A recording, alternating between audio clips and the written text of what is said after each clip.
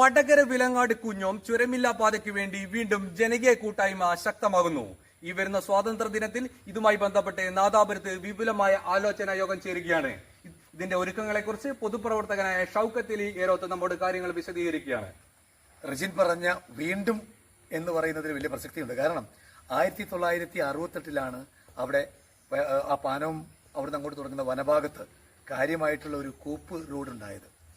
1968 അത് നടത്തി. 1979 77 അന്നത്തെ വനമന്ത്രി കുഞ്ഞമ്പുവിന്റെ നേതൃത്വത്തിൽ ഒരു നടത്തം നടത്തി, ജനകീയ നടത്തം നടന്നു, സാധ്യത പരിശോധിച്ചതാണ്. ഇത് വേലങ്ങാടിന്റെയും വാണിമേലിന്റെയും അല്ലെങ്കിൽ തൊണ്ടർനാടിന്റെയും മാത്രമായൊരു സ്വകാര്യ കാര്യമായി മാറിപ്പോയിട്ടുണ്ട്. ഇതിൽ നിന്നാണ് നമ്മളൊരു തിരുത്തൽ വരുത്താൻ ശ്രമിക്കുന്നത്.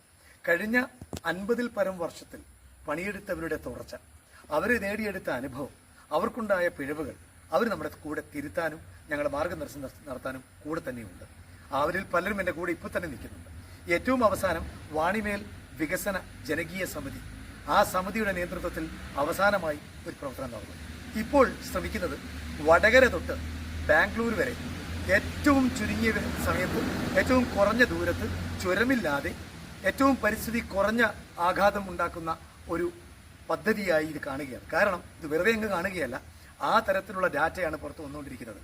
180 കിലോമീറ്റർ ദൂരമേ വടകരയിൽ നിന്ന് ബാംഗ്ലൂരിലേക്ക് ഈ ചുരമില്ലാ പാത ഉണ്ടായാൽ നടക്കുന്നത്. കാരണം ബൈരക്കുപ്പ പാലം ഉദ്ഘാടനം ചെയ്യുമെന്ന ഒരു പ്രതീക്ഷ വന്നിരിക്കുക.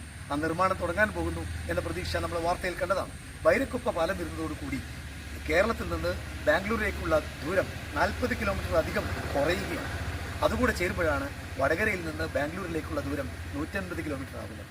ഈ 150 കിലോമീറ്റർ ദൂരം നമ്മൾ മനസ്സിലാക്കേണ്ടത്, അത് നമ്മളെക്കാളും പ്രാധാന്യമുള്ള 30 ഉന്നതികൾ, 30 ഊരുകൾ ആദിവാസികളുടെ ഈ പ്രദേശത്തുണ്ട്. അവരുടെ സഞ്ചാര സ്വാതന്ത്ര്യമാണ് ഇല്ലാതായത്. അതുകൊണ്ട് തന്നെ ഓഗസ്റ്റ് 15 ഈ സഞ്ചാര സ്വാതന്ത്ര്യത്തിന് വേണ്ടി, ഈ സ്വാതന്ത്ര്യ ദിനത്തിന് നമ്മൾ കൂടുകയാണ്. കാത്തിരിപ്പിന് വിരാമം ഇടുകയാണ്. കാത്തിരിപ്പിന്റെ സ്വാതന്ത്ര്യം. ഇനി അങ്ങോട്ട് കാത്തിരിക്കേണ്ട, ചുരമില്ലാത്ത യാത്രയ്ക്കുള്ള സ്വാതന്ത്ര്യം. ആ തരത്തിൽ ട്രാഫിക് ഇല്ലാത്ത, ചുരമില്ലാത്ത, പരിസ്ഥിതിക്ക് ആഘാതം കുറഞ്ഞ രീതിയിലുള്ള ഒരു യാത്രയ്ക്ക് തുടക്കമിടാനുള്ള തുടർച്ച പ്രവർത്തനങ്ങൾ ഞങ്ങൾ ചെയ്യുകയാണ്. അതിന്റെ ഭാഗമായി ഈ വടകര തൊട്ട് അങ്ങ് മാനന്തവാടി വരെയുള്ള ജനപ്രതിനിധികൾ, നാട്ടുകാർ, സന്നദ്ധ പ്രവർത്തകർ, സാമൂഹ്യ പ്രവർത്തകർ, രാഷ്ട്രീയ പ്രവർത്തകർ എല്ലാവരും ചേർന്ന് ഒന്നിച്ചിരുന്ന് ഞങ്ങൾ നാദാപുരത്ത് രാവിലെ 9 മണിക്ക് പതാകയൊക്കെ ഉയർത്തി ഞങ്ങൾ ഒരു കൂടിയാലോചന യോഗം നടത്തി ഒരു താൽക്കാലിക കമ്മിറ്റി ഉണ്ടാക്കുകയാണ്. എന്തുകൊണ്ട് താൽക്കാലിക കമ്മിറ്റി? കാരണം ഇതൊരു വിപുലമായ പദ്ധതിയാണ്. ഇതിൽ കണ്ണൂർ പ്രൊജക്ട്, കണ്ണൂർ എയർപോർട്ട് ഇതിനോട് ബന്ധിപ്പിക്കുന്ന ഒരു ഭാഗം വരുന്നുണ്ട്. ആദിവാസികളുടെ സഞ്ചാര സ്വാതന്ത്ര്യവുമായി ബന്ധപ്പെട്ട ഒരു കാര്യമാണ്.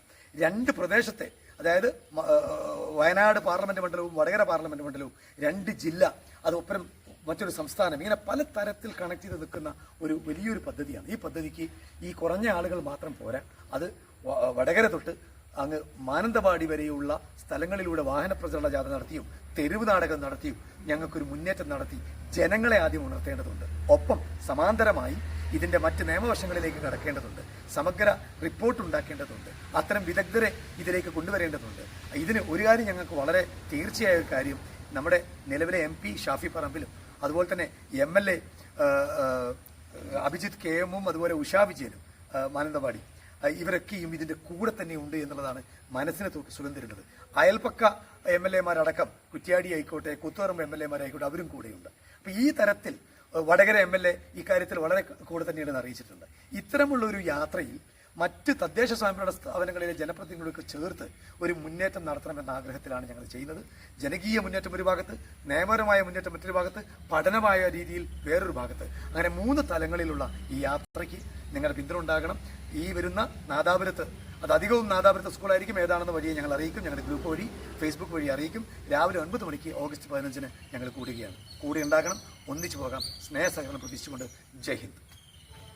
വിലങ്ങാട് ചുരമില്ല പാത നാദാപുരത്തിന്റെ സ്വപ്ന പദ്ധതിയാണ്.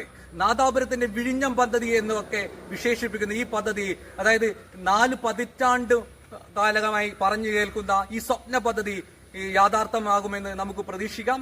ഈ സ്വാതന്ത്ര്യ ദിനത്തിൽ നാദാപുരം ഒരു പുതിയ ചരിത്രം കുറിക്കുകയാണ്. ഗോത്ര വിഭാഗങ്ങളുടെ സഞ്ചാര സ്വാതന്ത്ര്യം ഉൾപ്പെടെ ആവശ്യപ്പെട്ടുകൊണ്ട് നാദാപുരത്ത് നടക്കുന്ന ഈ ജനകീയ കൂട്ടായ്മ നാദാപുരത്തിന്റെയും വടക്കേ മലബാറിന്റെയും വികസനത്തിന് ഒരു കുതിപ്പായി മാറുമെന്ന് ഉറപ്പാണ്.